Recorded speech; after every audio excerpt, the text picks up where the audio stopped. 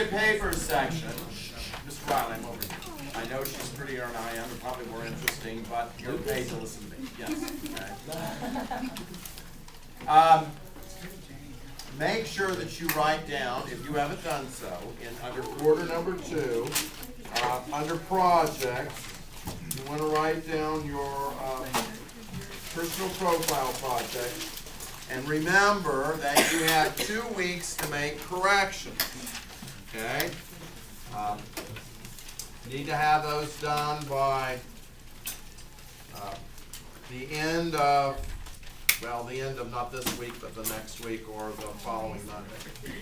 And up until then, I will not count it against you. After that, I count it against you big time because you're being more than lazy, you're being rude. Mrs. Kelly's got to get all the stuff filed away. So make sure if you're one of those people, you get it taken care of. I have almost all of them done. Okay? I'm down to about 10, and you'll get those back tomorrow, assuming something horrible doesn't happen. So you would run these around. You would run those around. Brandenburg, if you tour the provinces of those. It's G, if you tour the provinces with E. So look at those.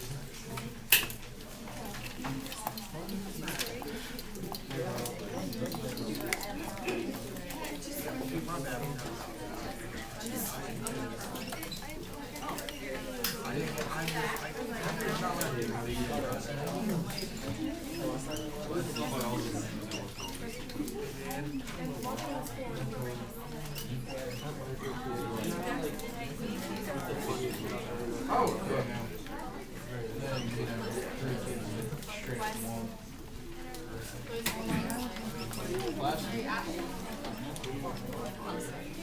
No, I said no.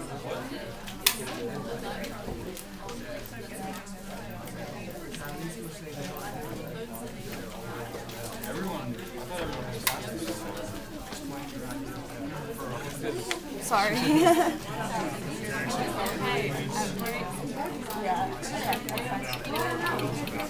Yes.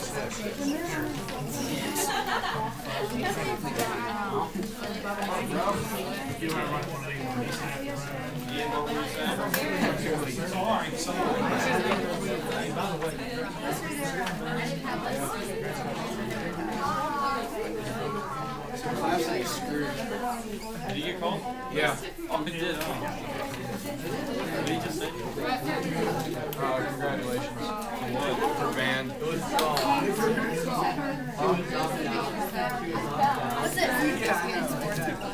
No, I had him blind today.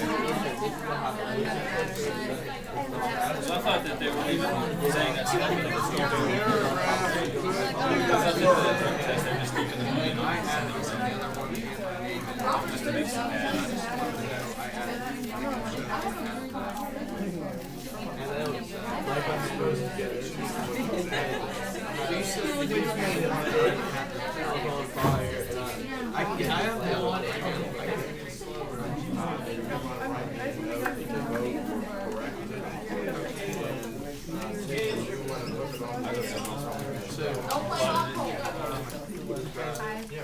Hey, I'm 18. I typed this up.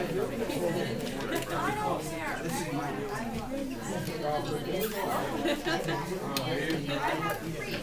This is what stapled it on. I'm sorry. I thought that's I did this in like 20 minutes. I'm sorry, Mr. Federer, I should have known that. Turn your notes and let's wrap this up. By the way, that little slip of paper, Mr. Robert Bills has been working. Mr. Robert Bills has been working very hard at making sure that we get this class taped every single day, and you can find it on YouTube. At some point, we will start removing some of the older lessons. So if you're not here, we did it there and right there. Wasn't going to be here all week, so we're trying to get those lessons on there from Mr. Jackson's unit on Rome and different things. right here. Type these up and everything. Oh, I know, he's the Check that man. out. Whatever.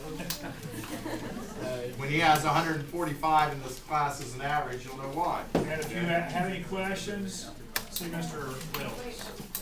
Now, our test tomorrow will have 45 questions, I think, on it. We were on Friday at 35 and 14. And we'll add about 10 questions, a couple bonuses today. We got quite a good deal to do. Mr. Volz, since you got your hand up, this class ends when, Mr. Volz? 10:50 something. When it gets to be about 10:45, if I haven't stopped, you stop me. All right, another question. Did you Yes, say sir. 30 what? We are at 35 and 14 as of Thursday. Okay?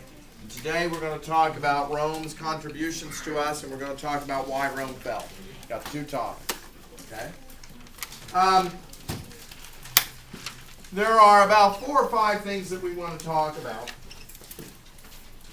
under our first topic, and then we'll take a very quick break, and we'll do our second topic. And why don't I do that right now, because I'll forget otherwise. Mr. Cheney. Mr. You Cheney. guys laughing? Yes. Because he's so cute. Oh, yes. Mr. Cheney, right here. Right here.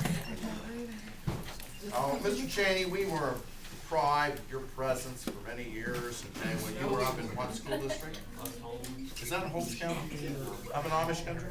I was just up there over the weekend.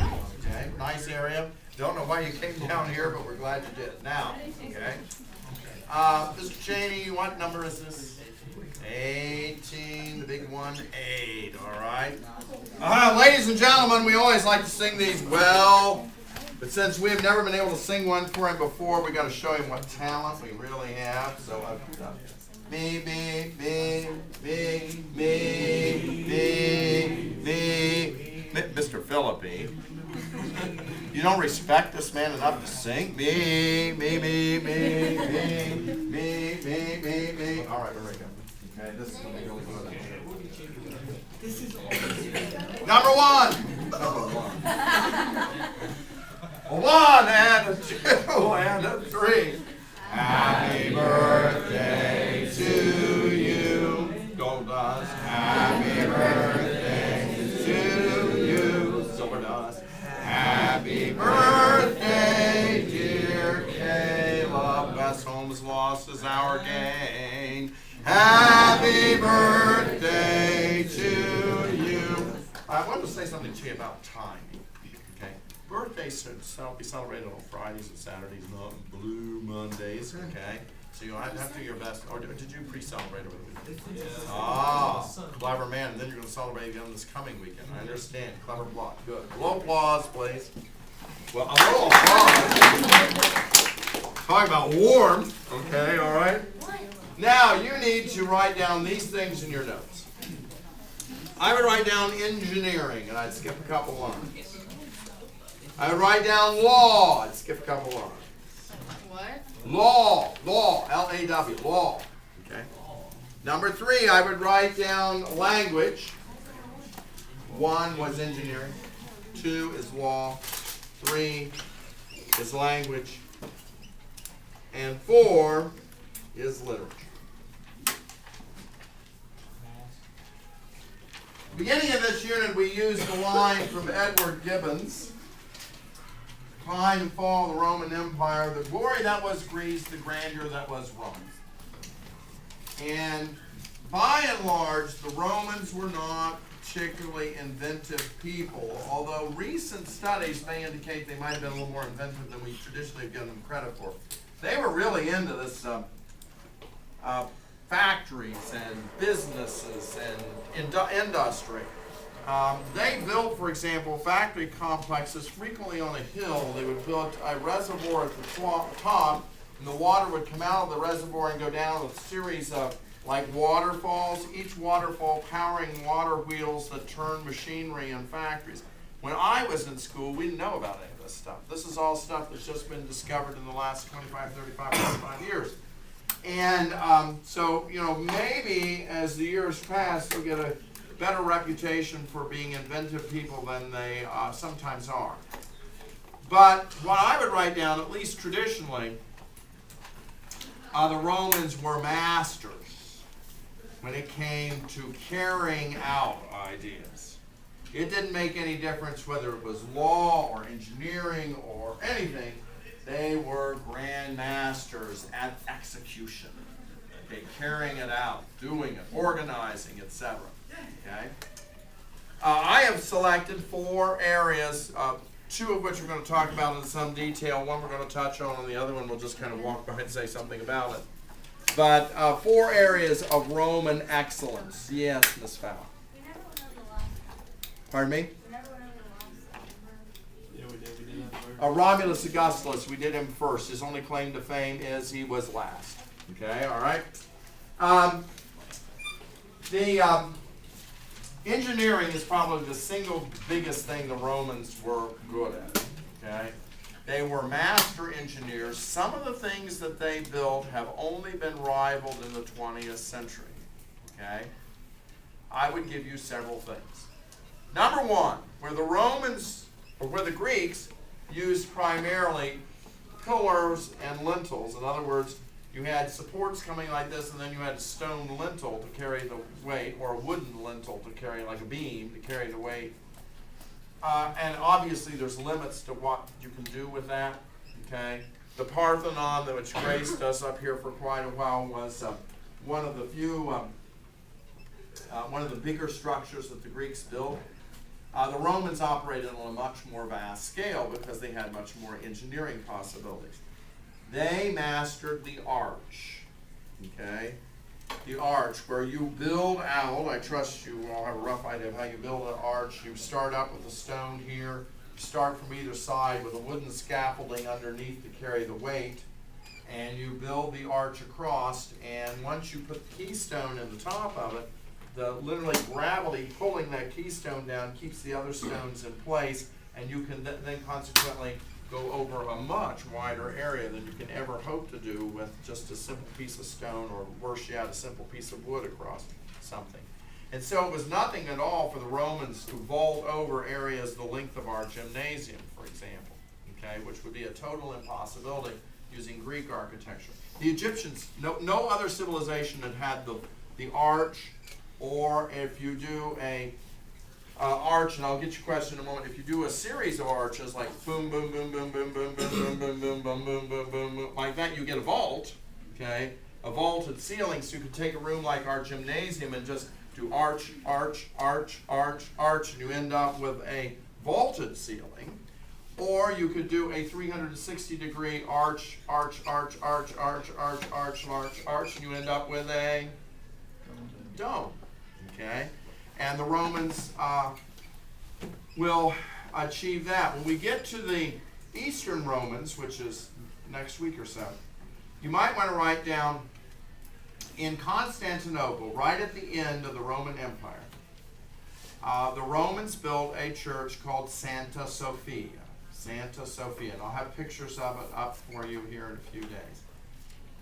Santa Sophia is built out of stone. And it has a dome so big in the center of the church, because in the Eastern Orthodox faith, the church service is celebrated sort of in the round, the priest is in the middle. So you want a round space for people to sit around and look. This round space is so big that it wasn't exceeded until the 1960s, when we built the Houston Astrodome, the first dome stadium in the world. That is the first dome, and that was built out of concrete and steel. The first dome that was bigger than Santa Sophia, the dome of Santa Sophia in Rome. You could literally, or in Constantinople, the dome is simply wide enough, it's about the width of 2/3 of a football field. Okay, and it's one vast arch overhead, the dome. Okay? So, tremendous abilities from an engineering standpoint. You also want to write down aqueducts. A-Q-U-A-D-U-C-T-S. Aqueducts. One more time. A-Q-U-A-D-U-C-T-S.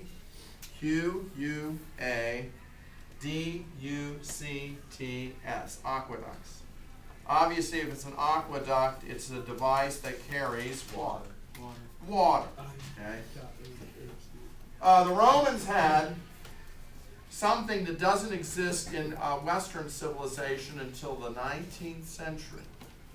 Philadelphia will build the first system of water in the United States, piped water, a system so crude that the Romans would have rolled over and laughed themselves to death, okay? Most Roman cities had running water on a huge scale. Actually, the system in Rome, for example, had a greater capacity to deliver water than the Columbus water system that we have today. And we have the advantage of high-powered electric pumps, etc. The Roman system was totally gravity feed. Okay? The only thing they had to power it was gravity, because it didn't have any pumping device, we think. Okay? The Roman system would work like this. If this is the Roman city here, okay, way out in the hills, and of course Italy, remember, is a country that is mountainous, and the nearby hills, they would build a reservoir. The reservoir would hold back the water. It would be an exit point from the reservoir, and then a brilliantly engineered series of arches, like what you see here. This is remains of an aqueduct right here. Brilliantly conceived series of arches that carried a big stone trough. And when we're talking about big, we mean something approximately as far as from me to Mr. Elmore wide and about this deep. And running downhill, and you could imagine the engineering of doing this, because sometimes these aqueducts ran 20, 25, 30 miles, okay? But running downhill at a consistent speed to keep the water moving. When the water entered town, it went into like a tank-like area where it entered the city. Not a real big tank, maybe about the size of a two-car garage. And in this tank, there were a series of holes around the outside perimeter. This was usually underground, okay?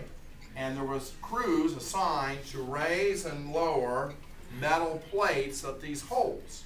So in other words, if we had a lot of water coming in, we had 24 holes, we'll say. Each one of those holes carried water to a different part of the city, to a different, institution, whatever. If there was a water shortage, they would start closing the holes off, and they always had a set pattern that the first thing to go would be water to private homes. The second thing to go would be water to the public baths.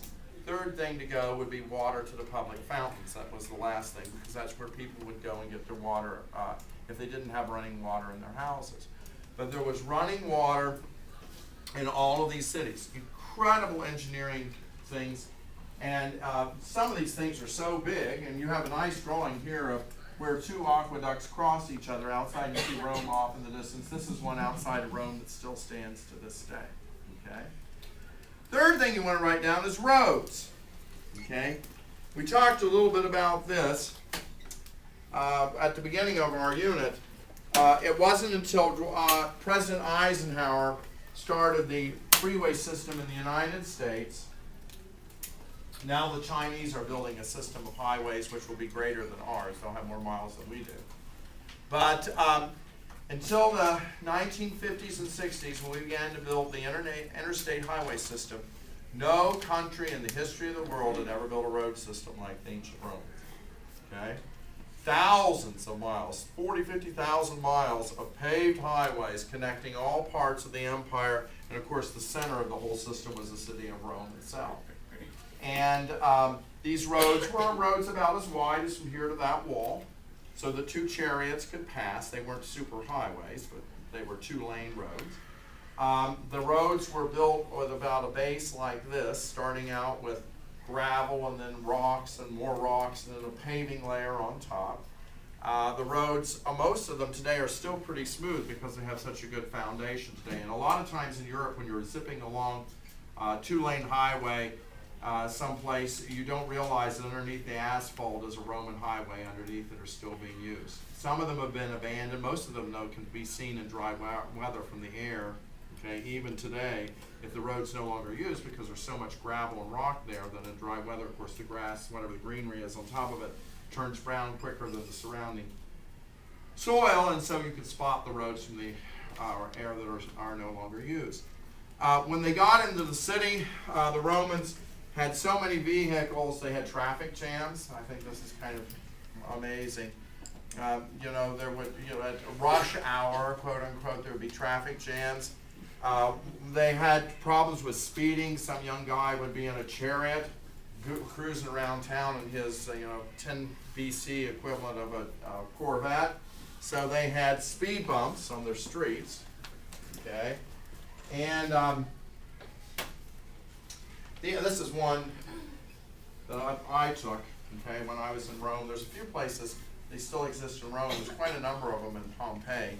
And what they did was, if this is the street, periodically they would have a paved area like a sidewalk going across the street with slots in it.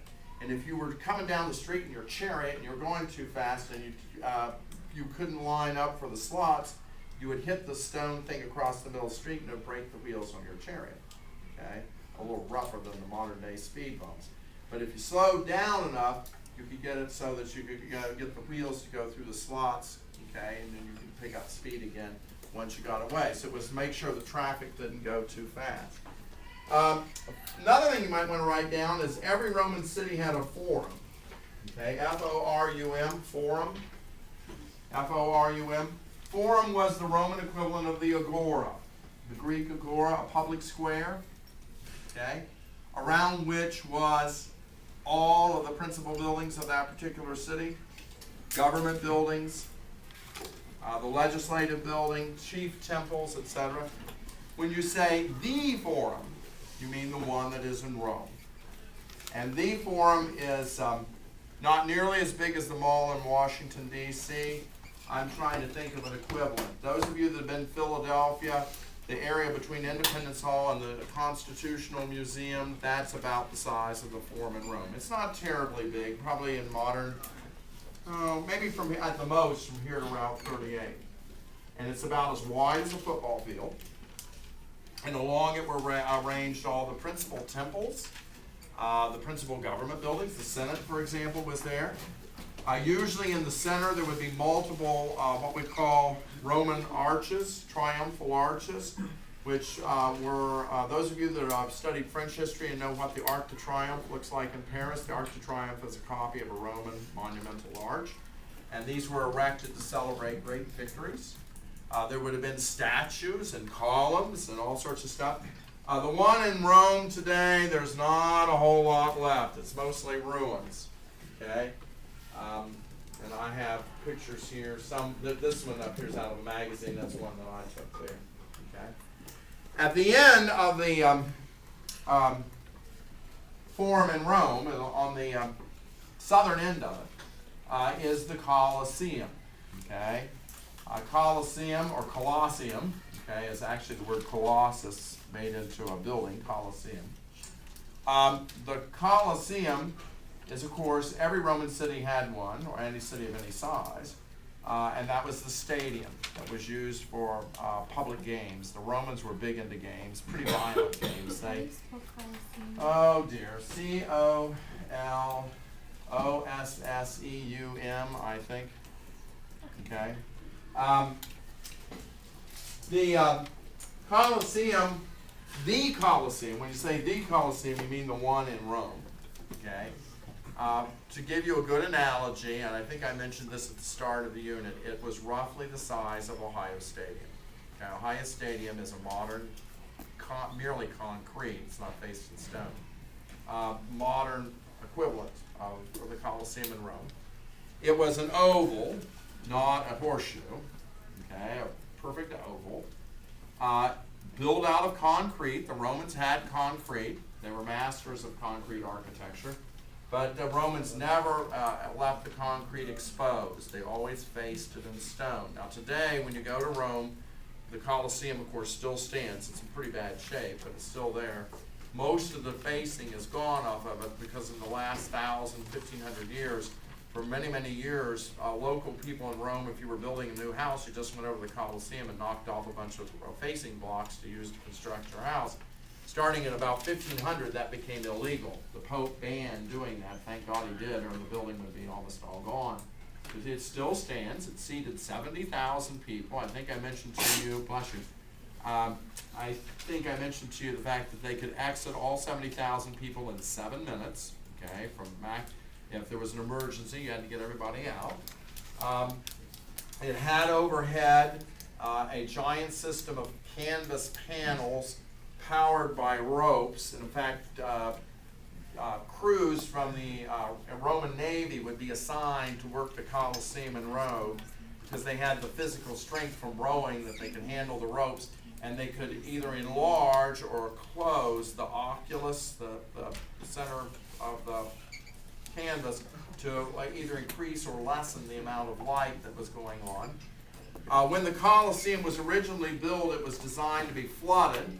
Okay, it could be flooded to a depth of 4 feet using the aqueduct system that they had. Okay, and they would flood it full of water so they could stage mock naval battles on the inside, on the floor of the Colosseum. Eventually, they got rid of that, dug down, and put an undercroft area underneath the Colosseum where they had the cages for the wild animals and the gladiators practice. And any of you that have ever seen the movie Gladiator know quite a lot about that. They used all sorts of counterweight powered elevators to raise stuff up. So in the middle of the floor, suddenly an elephant could appear, or 3 lions could appear, etc. It was a pretty sophisticated system. Okay. If no other building stood for Rome besides the Colosseum, there was one other building that did. I would write down the Pantheon, and I'll try to put that up there since we had Parthenon. Parthenon is in Athens, Pantheon is in Rome. It was a temple to all the gods. Pantheon, Pantheon. And it was this building that you see here. I'll hold this one up, then you can look later on. This is the inside of the Pantheon in Rome. Okay? And if you have been to the University of Virginia, which most of you in here probably have with Mr. Harold, when you are on the green at the University of Virginia, at the end of the green is the Rotunda building. The Rotunda building is Thomas Jefferson's brick and wood copy of the Roman stone. This building is almost perfectly intact. Okay? And the reason it has survived and most of the other Roman buildings haven't is A, it was very well made to begin with, okay? But more importantly, it became a church very quickly, okay, after the adoption of Christianity. And as a church, it was never knocked down or damaged like the other public buildings were for their stone. So when you walk in, it's kind of an uncanny feeling. You walk in and this building is 2,000 years old and it still looks pretty darn good on the inside. So if you ever go to Rome, you definitely want to go to the Pantheon. Last 2 things, then we'll take a break. Language, we've talked about Romance languages, we've talked about the children language. You know, on the test on tomorrow, you have to be able to give me 2 children: French, Spanish, Italian, Portuguese, Romanian.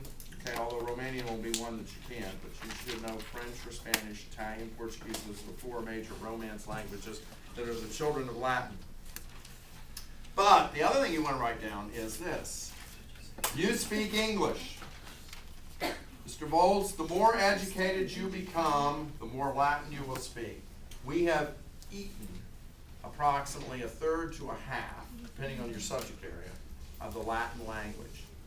About a 1/3 to 1/2 of the Latin language has been absorbed into English.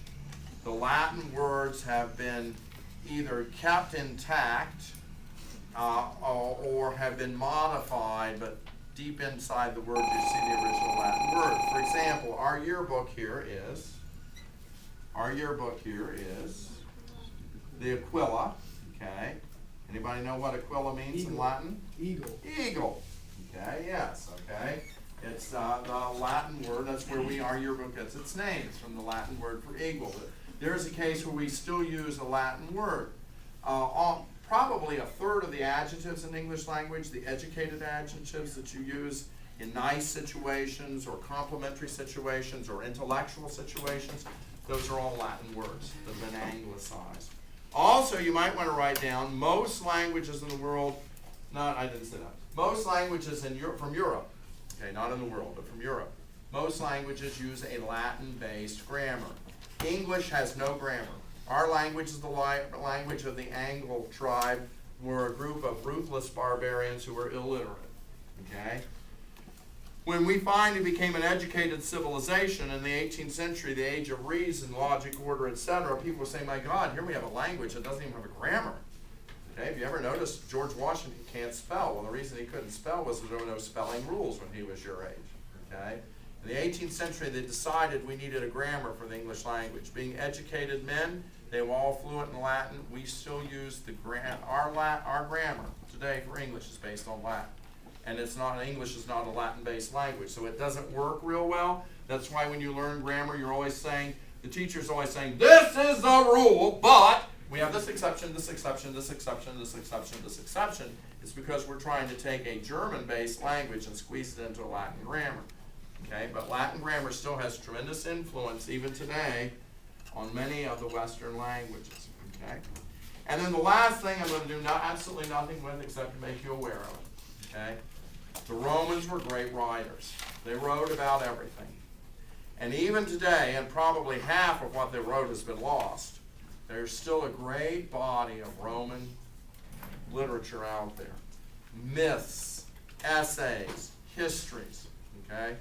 You ever want to get a good feel for the Roman Empire, read Tacitus'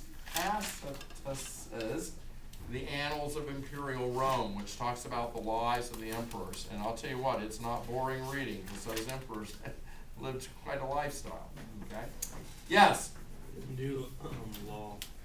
Pardon me? And law. Okay, thank you. And there was one other thing I wanted to mention. I'm not sure. Oh, yeah, I know what it is. I've got one thing to add at the end. The Romans were also great lawgivers, okay, being a very organized administrative people.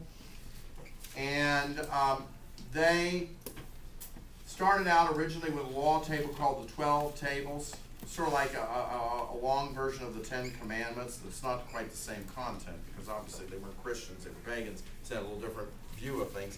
But their original law system was called the 12 Tables, and this is the law system of the Roman Republic. Okay? Along come the 70 plus, 76 plus emperors who ruled Rome, and they of course gave edicts, okay, made legal by Senatus Papiescu Romanus, okay? And when it was all over, when Rome had fallen, it was obvious the empire was gone. In the east, at Constantinople, a man that we'll talk about later, who was the emperor there, because there's a hunk of the Roman Empire that lasts for a long time after Rome collapsed in the west. He, in the 500s AD, about 50 years after Rome fell, you want to write down, he created a committee of professors at the University of Constantinople. Who did? A ruler in the East, and we'll get his name next week, okay? And he had created this committee, and their job was to take all Roman laws for the last 1,500 years and form them into a law code. That law code still exists, still survives, the books still exist, and it's known as the Code Justinian, G-U-S-T-I-A-N, Code Justinian. Can you spell that again? The Code Justinian, J-U-S-T-I-A-N, excuse me, I misspelled, J-U-S-T-I-N-I-A-N, J-U-S-T-I-N-I-A-N, the Code Justinian. And more countries in the world today use a law system based on, if you trace it back to its roots, to go back to the Code Justinian that does our legal system. We're one of the few countries. The English-speaking world uses a different legal system. Most countries use something that goes back to the Code Justinian. France, for example, uses a system that if you trace it back to its ultimate roots, goes back to the Code Justinian. Okay? I think that's it, except one little footnote, and then we're done. Okay, except for talking about why Rome fell. Did I mention anytime the Appian Way, A-P-P-I-A-N-W-A-Y,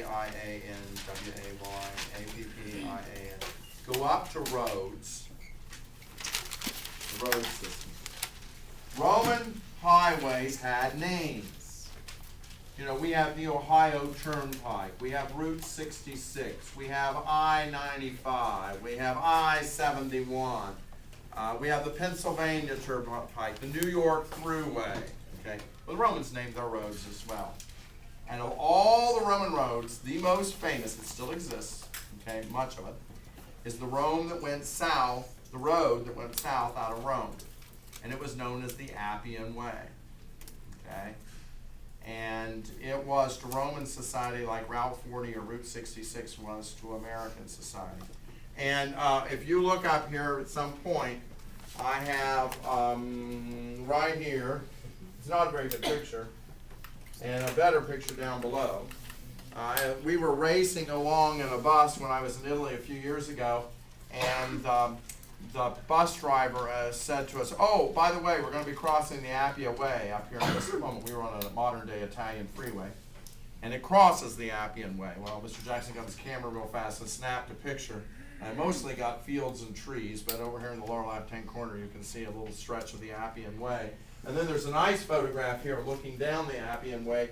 And even though this road dates to back well before the emperors, this road was built back about 400 BC. It's still in pretty darn good shape, so you have to check that out too if you have. Now, I think we've covered everything we need to cover, okay, except for why Rome fell. So what moment Mr. Wilson has a question. Where did they go? Where did the Appian Way go? Went south out of Rome. It goes to Naples, actually, down the coast, down to Pompeii. Okay, parallels the coast going south, the Appian Way. And when you're, Mr. Wilson, since you asked, when you leave Rome, that's where the big cemeteries were on either side. A lot of the emperors were built. As you left the city, you'd go past their tombs on your way south. Okay. Now stand up, stretch, say hello to your neighbors. I ignore you. Okay. All right. But we will do as always. Okay. 1 to 6. The Roman Empire was monumental. Okay, Ms. Muller, if we could continue Nikki's Hair Boutique later on.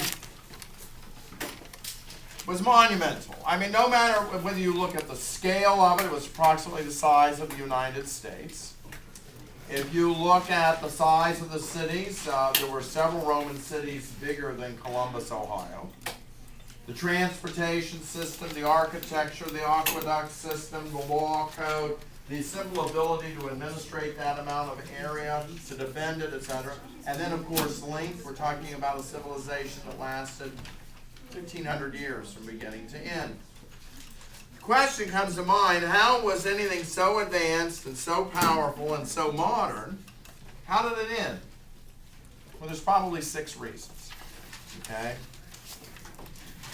Number 1 is barbarians. Okay, the barbarians. Now, by barbarians, I mean, not Conan. Okay, I don't mean Conan. I mean Nathan. Okay? I hate to tell you this, Nathan, but you have a barbarian last name. Okay? And you have barbarian hair color and barbarian eye color. Okay? So someplace way back in your ancestry is some crude, rude dude, okay, by the name of Ogar or something like that, okay? Almost everybody in this room, unless you are of heavily Italian ancestry, I hate to tell you this, Mr. Volz, but with a name like Volz, you're a barbarian, okay? The barbarians were a factor. There's no doubt about that. I mean, you can't deny the fact that in 410, barbarian tribes burned the city of Rome. You can't deny the fact that in 476, it's the barbarians that eventually knocked the last emperor off the throne. The thing you want to write down is, okay, the Romans had withstood the barbarians for hundreds of years. When you crossed the Rhine, when you crossed the Danube, and you entered that area to the north and west of the Rhine and Danube, north and east, excuse me, of the Rhine and Danube, the area the Romans referred to as Germania. It's where our word Germany comes from. Okay, we use the Latin word for Germany. The Germans, Deutschland is the German word. Okay, when you crossed into that territory, those people have been there for hundreds and hundreds of years. Why then suddenly in 430, 410, 380 are these barbarians able to knock off the Roman Empire? Well, the analogy I always use is this one, okay? And Mackenzie, I'm sorry to use this analogy, but imagine here's Ian, okay? Ian is a healthy, capable person, all right? And Ian, you're walking down the street, you're 18 years of age, you're in pretty good shape, and some little 10-year-old punk comes up and tries to cause problems for you, and you punch him in the nose and hit him on the head and kick him in the butt, and that's the end of it. Okay? That was the Roman Empire of its glorious days. Okay? But, Ian, let's go 80 years from now when you are 98, okay? You're walking down the street on your cane, okay? And some 10-year-old punk comes up, okay? You're probably gonna have a bigger trouble dealing with him because of your other problems, okay? You've got emphysema, your heart doesn't work, you got arthritis, you got fallen arches, you're a mess, okay? Well, you want to write down, that's the analogy for Rome. By the time we get to the 300s and 400s AD, Rome had serious health problems. And that made the country increasingly vulnerable to invasions by the barbarians. As late as 451, that's a date that you will never have to give me, but you probably want to write down. As late as 451, out of Asia came a band of nasty people. They even made the German barbarians of Germania look like Boy Scouts by comparison. Everybody has heard of the Huns, okay? And their leader, Attila, or Attila, if you want to be British about it. Attila, A-T-I-L-L-I-A, Attila the Hun. And he came out of Asia. He's, by the way, not Indo-European, okay? He came out of Asia with his horsemen and came crashing into the Germania area here, this area here, north and east of the Rhine and the Danube, came crashing into here, and so scared to death the Germans, okay, that were already there, people like the Germans and the English and the Danes and the Dutch and others, that they started fleeing west in a desperate effort to get away from the Huns. And when they came over the Rhine and Danube boundaries by the tens of thousands, there was no way the Romans could handle all of them. Okay? They eventually stop Attila in 451 at a place called Chalons. Okay? It was a great victory by the Roman army, its last great victory, in which Attila was defeated and the Huns retreat back to Asia. Attila disappears, and quite frankly, we don't know what happened to it. They just fade into history. Okay? But the damage was already done. So many thousands of barbarians had made it into the empire that things just began to unravel after that. And 25 years later, Romulus Augustulus, the last Roman emperor, died. At the Battle of Chalons, there were more barbarian soldiers in the Roman army than there were Romans. There were more of the German barbarians. The Romans were having to use mercenaries by this point. And according to most historians, there were more barbarian soldiers in the Roman army taking orders from Roman officers than there were actually Romans. Okay?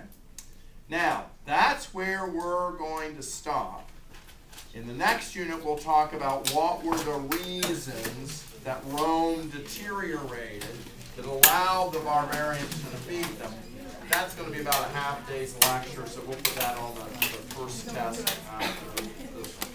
Okay? Now, anybody have any questions? Then what you need to do is take out your sheet of paper or your